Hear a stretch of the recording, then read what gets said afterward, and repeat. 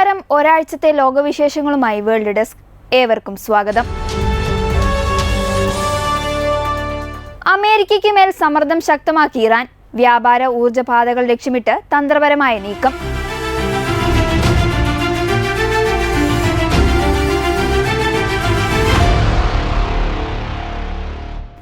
അമേരിക്കയ്ക്കെതിരെ നടത്തുന്ന ആക്രമണത്തേക്കാൾ പശ്ചിമേഷ്യൻ വ്യാപാര പാതകളെയും കപ്പൽ ഗതാഗതത്തെയും ഊർജ്ജ മേഖലകളെയും സമ്മർദ്ദത്തിലാക്കി തിരിച്ചടിക്കാൻ ഇറാൻ.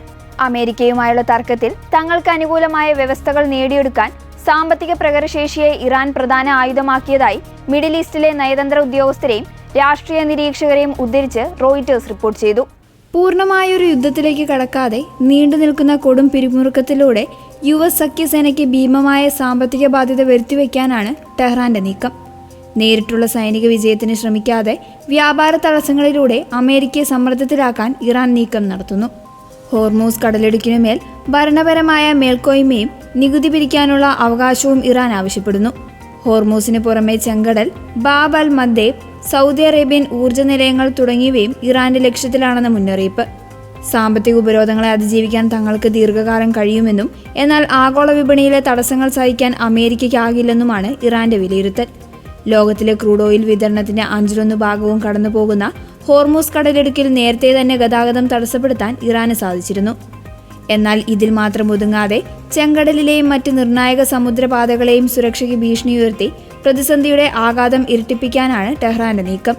വാഷിംഗ്ടൺ ഇൻസ്റ്റിറ്റ്യൂട്ടിലെ വിദഗ്ധനായ മൈക്കിൾ നൈറ്റ്സ് ചൂണ്ടിക്കാണിക്കുന്നത് ഇങ്ങനെയാണ്: അമേരിക്കയോ ഇസ്രായേലിനെയോ നേരിട്ട് ആക്രമിച്ച് കീഴടക്കുകയല്ല ഇറാന്റെ ബലം, മറിച്ച് പ്രാദേശിക രാജ്യങ്ങളെയും സമ്പദ് വ്യവസ്ഥയും ആഗോള വ്യാപാരത്തെയും പരിക്കേൽപ്പിക്കാൻ അവർക്കുള്ള കഴിവാണ് അവരുടെ ഏറ്റവും വലിയ ആയുധം.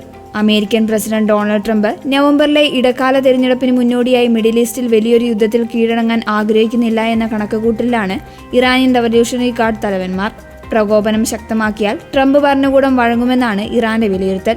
ഇറാന്റെ ഈ നീക്കം മേഖലയിലെ വൻശക്തികളുടെ തന്ത്രങ്ങളിലും മാറ്റം വരുത്തിയിട്ടുണ്ട്.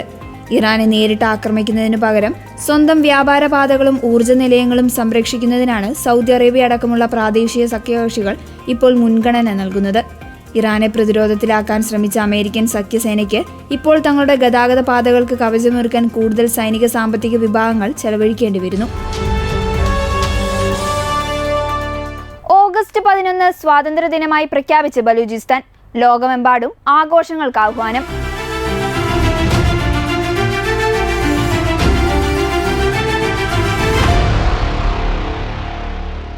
ഓഗസ്റ്റ് 11 തങ്ങളുടെ ദേശീയ സ്വാതന്ത്ര്യദിനമായി പ്രഖ്യാപിച്ച് റിപ്പബ്ലിക് ഓഫ് ബലൂചിസ്ഥാൻ. മുൻ ബ്രിട്ടീഷ് ഭരണത്തിൽ നിന്ന് ബലൂചിസ്ഥാൻ മോചനം നേടിയ 1947 ഓഗസ്റ്റ് 11 ചരിത്രപരമായ പ്രാധാന്യം ഉയർത്തിപ്പിടിച്ചാണ് ബലൂച്ച് നേതാക്കൾ തീയതി പ്രഖ്യാപിച്ചിരിക്കുന്നത്. സ്വാതന്ത്ര്യദിനം ദേശീയ ഐക്യത്തോടെ ലോകമെമ്പാടും ആഘോഷിക്കാൻ സോഷ്യൽ മീഡിയ പ്ലാറ്റ്ഫോമായ എക്സിലൂടെ പങ്കുവച്ച പ്രസ്താവനയിൽ ബലൂച്ച് വിമോചന പ്രസ്ഥാനം ആഹ്വാനം ചെയ്തു. സ്വാതന്ത്ര്യവും പരമാധികാരവുമുള്ള ബലൂചിസ്ഥാനെ അന്താരാഷ്ട്ര സമൂഹം ഔദ്യോഗികമായി അംഗീകരിക്കണമെന്ന് പ്രസ്താവനയിൽ നേതാക്കൾ അഭ്യർത്ഥിച്ചു. ബലൂച്ച് ജനത തങ്ങളുടെ വീടുകളും കമ്പോളങ്ങളും വിദ്യാഭ്യാസ സ്ഥാപനങ്ങളും മറ്റു പൊതുസ്ഥലങ്ങളിലും സ്വാതന്ത്ര്യ ബലൂചിസ്ഥാന്റെ ദേശീയ പതാക അഭിമാനത്തോടെ ഉയർത്തണം. ഈ ചരിത്ര ദിനത്തിന്റെ പ്രാധാന്യം വരും തലമുറയിലേക്ക് കൈമാറാൻ നാം ഒന്നിച്ചണിനിരക്കണമെന്ന് ബലൂച്ച് വിമോചന നേതാക്കൾ വ്യക്തമാക്കി.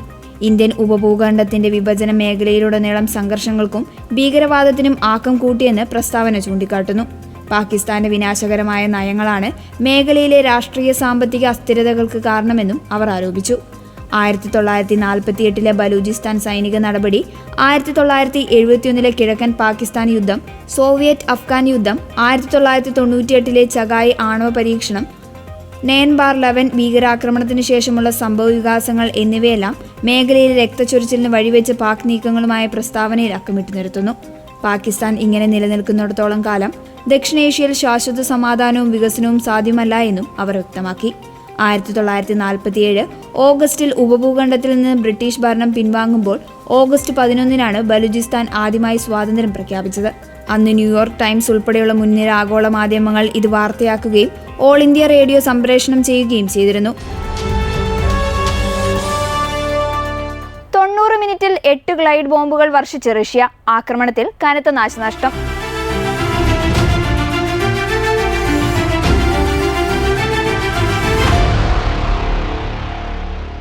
തെക്കൻ യുക്രൈൻ നഗരമായ സപ്പറോഷ്യയിലെ ജനവാസ മേഖലകളെ ലക്ഷ്യമിട്ട് റഷ്യയുടെ അതിരൂക്ഷമായ ആക്രമണം. വെറും 90 മിനിറ്റിനിടെ 8 ശക്തിയേറിയ ഗ്ലൈഡ് ബോംബുകളാണ് റഷ്യ നഗരത്തിലേക്ക് തൊടുത്തുവിട്ടത്. ആക്രമണത്തിൽ ഒരു സ്ത്രീ കൊല്ലപ്പെടുകയും 16 വയസ്സുള്ള പെൺകുട്ടി ഉൾപ്പെടെ 31 പേർക്ക് പരിക്കേൽക്കുകയും ചെയ്തു. നഗരത്തിലെ 4 ജില്ലകളിലായി 22 അപ്പാർട്ട്മെന്റ് കെട്ടിടങ്ങൾക്ക് ബോംബാക്രമണത്തിൽ കനത്ത കേടുപാടുകൾ സംഭവിച്ചു. 3000 കിലോഗ്രാം വരെ സ്ഫോടക വസ്തുക്കൾ വഹിക്കാൻ ശേഷിയുള്ള സോവിയറ്റ് കാലഘട്ടത്തിലെ ബോംബുകളിൽ ആധുനിക ഗ്രനേഡ് സിസ്റ്റം ഘടിപ്പിച്ചാണ് റഷ്യ ഉപയോഗിക്കുന്നത്. ഇത്തരം വിനാശകരമായ ഗ്ലൈഡ് ബോംബുകളെ ആകാശത്തു വെച്ച് തടയാൻ ഫലപ്രദമായ വ്യോമ പ്രതിരോധ സംവിധാനങ്ങൾ നിലവിൽ യുക്രൈന്റെ പക്കലില്ല. ഗ്ലൈഡ് ബോംബുകൾക്ക് പുറമെ യുക്രൈനിലെ വിവിധ ജനവാസ മേഖലകളെ ലക്ഷ്യമാക്കി റഷ്യ ബാലിസ്റ്റിക് മിസൈലുകളും വർഷിച്ചു. റഷ്യൻ മിസൈലുകളെയും ഗ്ലൈഡ് ബോംബുകളെയും തടയാൻ US നിർമ്മിത പാട്രിയോട്ട് വ്യോമ പ്രതിരോധ സംവിധാനങ്ങൾ അടിയന്തരമായി ലഭ്യമാക്കണമെന്ന് യുക്രൈൻ പ്രസിഡന്റ് വൊളോഡിമർ സെലൻസ്കി പങ്കാളിത്ത രാജ്യങ്ങളോട് ആഹ്വാനം ചെയ്തു. ബാലിസ്റ്റിക് മിസൈലുകളെ വിജയകരമായി തടയാൻ പാട്രിയറ്റ് ഇന്റർസെപ്റ്ററുകൾക്ക് മാത്രമേ സാധിക്കൂ. എന്നാൽ മിഡിൽ ഈസ്റ്റിലെ സംഘർഷങ്ങൾ കാരണം അന്താരാഷ്ട്ര തലത്തിൽ ഇവയ്ക്ക് ക്ഷാമമുണ്ട്. അമേരിക്കയ്ക്കും യൂറോപ്പിനും തങ്ങളുടെ ആവശ്യങ്ങൾ വ്യക്തമായി അറിയാം. അടിയന്തര പാക്കേജുകൾ നൽകാനുള്ള രാഷ്ട്രീയ തീരുമാനം സഖ്യരാജ്യങ്ങൾ കൈക്കൊള്ളണം. ഇവ സംഭരണശാലകളിൽ വെറുതെ കിടക്കാതെ യുക്രൈൻ ജനതയുടെ സുരക്ഷാ കവചമൊരുക്കാൻ എത്തണമെന്ന് യുക്രൈൻ പ്രസിഡന്റ് വൊളോഡിമർ സെലൻസ്കി പറഞ്ഞു. ഞായറാഴ്ച രാത്രി മുതൽ തിങ്കളാഴ്ച പുലർച്ചെ വരെ 181 ദീർഘദൂര ആക്രമണ ഡ്രോണുകൾ ഉപയോഗിച്ച് റഷ്യൻ പട പടുകൂറ്റൻ ആക്രമണം അഴിച്ചുവിട്ടതായി യുക്രൈൻ വ്യോമസേന സ്ഥിരീകരിച്ചു. വ്യോമ പ്രതിരോധ സേന 163 ഡ്രോണുകൾ വെടിവെച്ചിട്ടെങ്കിലും ശേഷിച്ചവ 13 പ്രധാന കേന്ദ്രങ്ങളിൽ നാശനഷ്ടങ്ങൾ വരുത്തിവെച്ചു.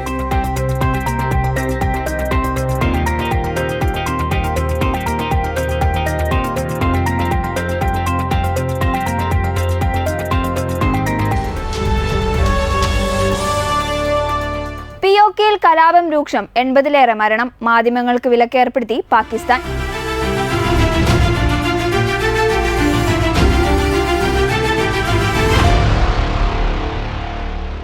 പാക് അധിനിവേശ കശ്മീരിൽ വോട്ടെടുപ്പുമായി ബന്ധപ്പെട്ടും കടുത്ത പട്ടിണിക്കെതിരെയും ആരംഭിച്ച ജനകീയ പ്രക്ഷോഭത്തിന് നേരെ പാക് സുരക്ഷാ സേന നടത്തുന്ന അടിച്ചമർത്തലിൽ മരണം 80 കടന്നു.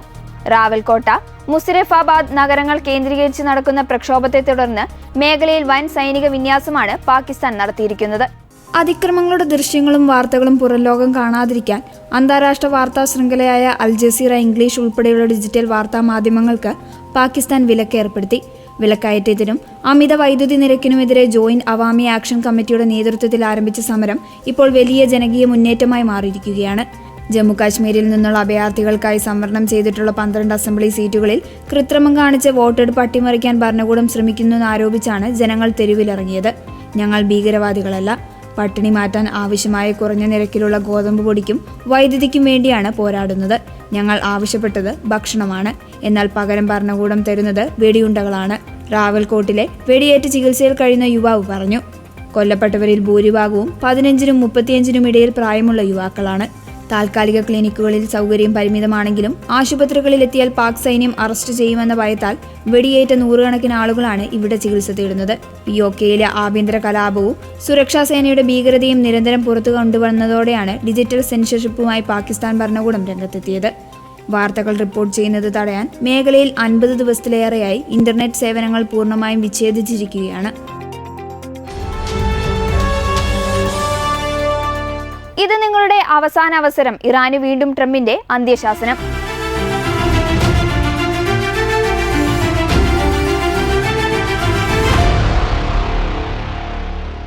ഇറാനുമായി പുതിയ ആണവ കരാറിനായുള്ള ചർച്ചകൾ പുരോഗമിക്കുകയാണെന്ന അവകാശവാദവുമായി US പ്രസിഡന്റ് ഡൊണാൾഡ് ട്രംപ്. ഒരു കരാറിൽ ഒപ്പുവയ്ക്കാൻ ഇറാന് മുന്നിലുള്ള അവസാന അവസരം ഇതാണെന്നും ഇല്ലെങ്കിൽ സൈനിക നടപടി നേരിടേണ്ടി വരുമെന്നും ട്രംപ് മുന്നറിയിപ്പ് നൽകി. എന്നാൽ അമേരിക്കയുമായി യാതൊരു വിധത്തിലുള്ള ചർച്ചകളും നടക്കുന്നില്ല എന്ന് ഇറാൻ വിദേശകാര്യ മന്ത്രാലയം വ്യക്തമാക്കി. ഇറാന്റെ അടിയന്തര അഭ്യർത്ഥന പ്രകാരമാണ് ഇരു രാജ്യങ്ങളും തമ്മിൽ ചർച്ചകൾ ആരംഭിച്ചതെന്നും സൗദി അറേബ്യ, UAE, ഖത്തർ തുടങ്ങിയ ഗൾഫ് രാജ്യങ്ങളുടെ പിന്തുണ ഇതിനുണ്ടെന്നും ട്രംപ് അവകാശപ്പെട്ടു. സൈനിക നടപടി എന്ന അന്തിമ തീരുമാനത്തിലേക്ക് കടക്കുന്നതിന് മുൻപ് ഇറാന് നൽകുന്ന അവസാനത്തെ അവസരമാണിത്. എന്നാൽ ഇറാനെതിരെയുള്ള വ്യോമ സൈനിക പദ്ധതികൾ ഇപ്പോഴും നിലവിലുണ്ട്. സൈനിക ആക്രമണം ഒഴിവാക്കാനായി ഇറാൻ തന്നെയാണ് USനെ സമീപിച്ചത്. ചർച്ചകൾ വേഗത്തിൽ പുരോഗമിക്കുമെന്നാണ് കരുതുന്നത്, ഡൊണാൾഡ് ട്രംപ് പറഞ്ഞു. USന്റെ കടുത്ത നാവിക ഉപരോധത്തെ തുടർന്ന് ഇറാനിലേക്ക് ആവശ്യ സാധനങ്ങളുടെ വരവ് നിലച്ചിരിക്കുകയാണെന്നും പൂർണ്ണമായും കീഴടങ്ങുകയോ പുതിയ കരാറിൽ ഒപ്പുവെക്കുകയോ അല്ലാതെ ഇറാന് മുന്നിൽ മറ്റു വഴികളില്ല എന്നും ട്രംപ് കൂട്ടിച്ചേർത്തു. എന്നാൽ യുഎസുമായുള്ള ചർച്ചകളെക്കുറിച്ചുള്ള വാദങ്ങളെല്ലാം ഇറാൻ വിദേശകാര്യ മന്ത്രാലയ വക്താവ് ഇസ്മായിൽ ബാഗയ പൂർണ്ണമായും തള്ളി. വരും ദിവസങ്ങളിൽ അമേരിക്കയുമായി യാതൊരുവിധ കൂടിക്കാഴ്ചയ്ക്കും പദ്ധതിയിട്ടിട്ടില്ല എന്നും ഇറാൻ വ്യക്തമാക്കി.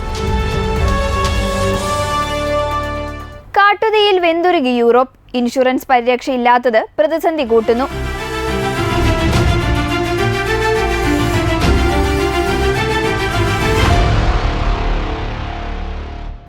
സമീപകാല ചരിത്രത്തിലെ ഏറ്റവും ഭീകരമായ കാട്ടുതീയിലൂടെയാണ് യൂറോപ്പ് കടന്നുപോകുന്നത്.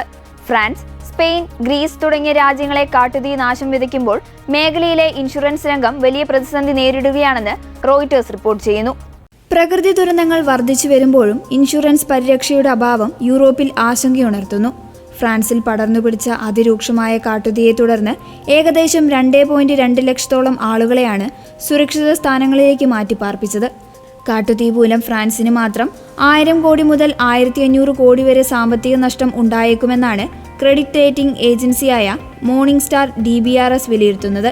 നിലവിലത്തെ നഷ്ടം ഇൻഷുറൻസ് കമ്പനികൾക്ക് താങ്ങാൻ കഴിയുന്നതാണെങ്കിലും കാട്ടുതീ വൻ നഗരങ്ങളിലേക്ക് പടർന്നാൽ സ്ഥിതി നിയന്ത്രണാതീതമാകുമെന്ന് വിദഗ്ധർ മുന്നറിയിപ്പ് നൽകുന്നു. ബോർഡുവെക്സ് പോലെയുള്ള ജനസാന്ദ്രതയേറിയ നഗരങ്ങളിലേക്ക് തീ പടർന്നാൽ ഇൻഷുറൻസ് രംഗത്തിന് അത് താങ്ങാൻ കഴിയാത്തത്ര വലിയ പ്രഹരമായിരിക്കും. കാട്ടുതീ മൂലമുണ്ടാകുന്ന യഥാർത്ഥ നാശനഷ്ടവും അതിൽ ഇൻഷുറൻസ് വഴി തിരികെ ലഭിക്കുന്ന തുകയും തമ്മിൽ വലിയ വ്യത്യാസമുണ്ട്. 2025 സ്പെയിനിലുണ്ടായ കാട്ടുതീയിൽ 500 കോടി യൂറോയുടെ നാശനഷ്ടമുണ്ടായെങ്കിലും ഇതിൽ 100 കോടി യൂറോയിൽ താഴെ മാത്രമാണ് ഇൻഷുറൻസ് പരിരക്ഷ ലഭിച്ചത്.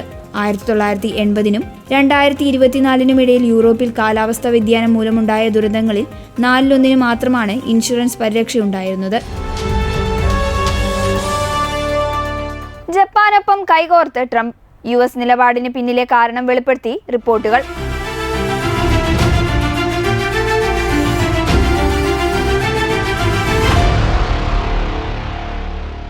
4 പതിറ്റാണ്ടിലെ ഏറ്റവും താഴ്ന്ന നിലയിലേക്ക് കൂപ്പുകുത്തിയ ജപ്പാൻ കറൻസിയായ യെന്നിനെ രക്ഷിക്കാൻ അടിയന്തര ഇടപെടലുമായി അമേരിക്ക.